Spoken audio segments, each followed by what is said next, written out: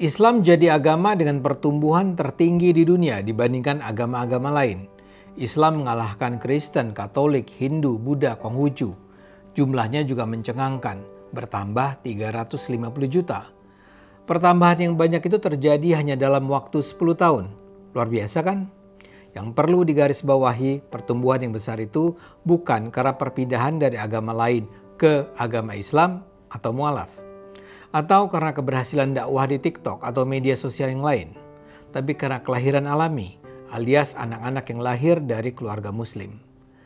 Rata-rata keluarga muslim punya anak lebih banyak dibandingkan penganut agama lain. Ditambah, umumnya juga mereka berusia muda, sehingga regenerasinya cepat. Faktor lain adalah migrasi penganut Islam juga besar ke negara-negara seperti Eropa. Ini juga yang membuat pertambahan muslim di negara-negara itu menjadi besar. Gak heran kalau di negara-negara itu saat ini penganut Islam semakin terlihat di ruang-ruang publik. Di Amerika Utara, pertumbuhan umat Islam bahkan tembus 52% hanya dalam satu dekade. Ini menjadikan Amerika Utara sebagai kawasan yang mengalami tingkat pertumbuhan paling tinggi dari kawasan-kawasan lainnya. Diikuti oleh Afrika Sub-Sahara, di mana populasi Muslim mencapai 369 juta pada tahun 2020, setelah meningkat sebesar 34%. By the way, ini adalah hasil penelitian terbaru dari Pew Research Center. Penelitian ini dirilis pada Senin 9 Juni 2025 yang lalu. Tapi pertanyaannya, pertumbuhan yang tinggi itu jadi berita baik atau buruk ya? Bagi kalangan yang mengagung-agungkan kuantitas, mungkin ini menjadi kabar yang membanggakan. Bagi mereka, pertumbuhan yang tinggi penganut Islam itu menunjukkan kalau Islam semakin diterima oleh masyarakat dunia. Ini juga berarti menunjukkan kalau Islam agama yang benar.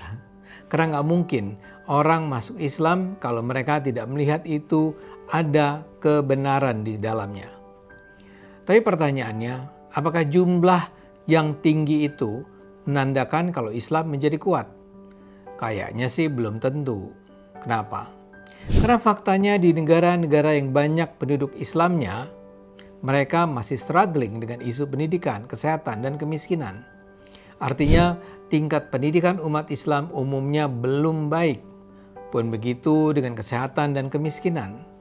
Perlu dicatat juga sepertiga umat Islam dunia ternyata tinggal di 3 negara, yakni Indonesia, Pakistan, India. Di Indonesia, warga negara beragama Islam berjumlah 240 juta.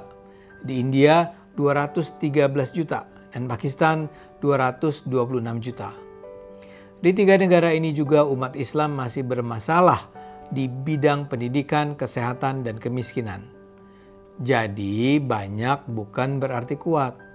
Apa gunanya punya banyak umat kalau pelecehan di pesantren misalnya masih saja banyak terjadi? Islam tumbuh cepat iya, tapi jangan lupa jumlah besar tanpa arah bisa ya cuma jadi angka. Yang penting kan bukan cuma berapa banyak agama seiman, tapi mau dibawa kemana semua ini. Kita bisa pilih jadi umat yang kritis, berdaya dan berkontribusi, atau cuma ramai di KTP, sepi di makna. Jadi pertumbuhan umat Islam yang tinggi ini berkah atau beban?